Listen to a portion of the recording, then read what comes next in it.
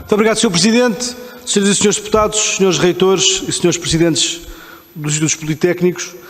O PSD, nós não podemos começar esta audição e a apresentação da nossa intervenção sem antes agradecer aqui formalmente e no Senado, para os seus reitores se sentirem mais em casa ainda, agradecer o trabalho, a lealdade e a colaboração do Sr. ex-presidente do CRUP, o professor Fontinhas Fernandes, pelo seu trabalho que teve ao longo destes anos, tempos bem difíceis para o ensino superior,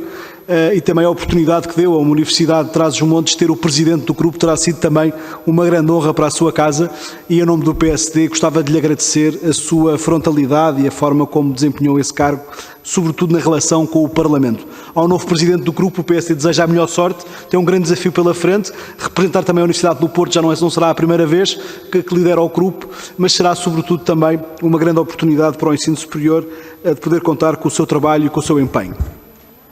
Vamos agora àquilo que é mais difícil. Nós habituámos ao longo destes últimos 5 anos a muitas promessas na área do ensino superior e da ciência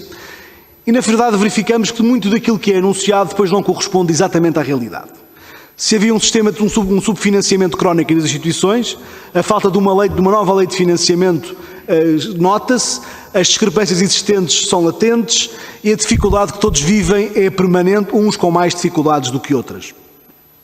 A verdade é que a crise que agora atravessamos, esta crise pandémica, veio agravar ainda mais as dificuldades que já existiam e, sobretudo, expor ainda mais as desigualdades existentes. Ora, para nós é essencial ouvir o CRUP e o CSISP antes de qualquer discussão a sério sobre o Orçamento de Estado, por um lado, até porque a informação, as novas tabelas de informação que chegam ao Parlamento têm muito pouca transparência, porque este novo modelo adotado, sobretudo no quadro 4, que já foi corrigido,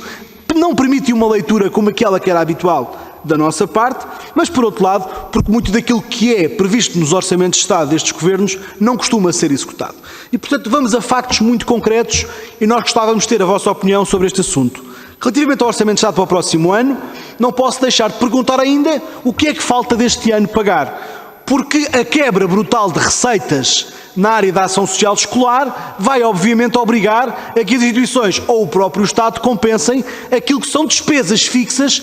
que as instituições têm que ter com os seus alunos. E, portanto, a pergunta é, há ou não há um reforço da ação social escolar até ao final do ano para permitir fechar as contas? Relativamente ao Covid, gostava de perguntar aos dois sistemas se têm informação sobre o aumento de custos, quer do ano passado, quer já deste ano, relativamente à necessidade de cumprir as regras impostas e recomendadas pela Direção-Geral de Saúde.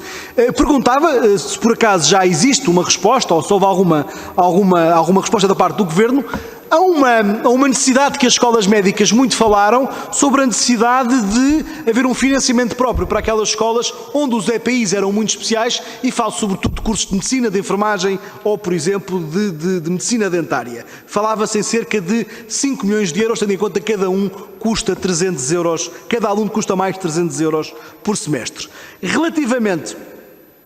também ao Orçamento de Estado, tirando aquilo que é a compensação pela redução contínua do valor das propinas, se há algum aumento, de facto, do Orçamento de Estado para as instituições. E pergunto aqui também outra questão, que é como é que os seus reitores, os presidentes dos Politécnicos, entendem que deve ser feita a compensação do valor do desconto das propinas, porque fica a sensação que, ao fim de 3 anos, aqueles outros que já estão no sistema são as instituições a ficar com esse encargo e deixa de haver a compensação por parte do Estado. Porque o Estado pagou a compensação, e isso penso até paga horas, mas é importante perceber como é que o sistema vai funcionar nos próximos anos. Se isso passa a ser um encargo das instituições suportar o diferencial ou não. E depois colocava também uma questão diretamente aos politécnicos que tem a ver com a execução do atual Orçamento de Estado. O valor que foi acrescentado por este Parlamento à dotação inicial das instituições que receberam reforço no ano passado já foi pago ou não foi pago? Ou se foi pago da mesma forma que foi feito um reforço para todas as outras, eu quero é saber se houve essa diferenciação ou não.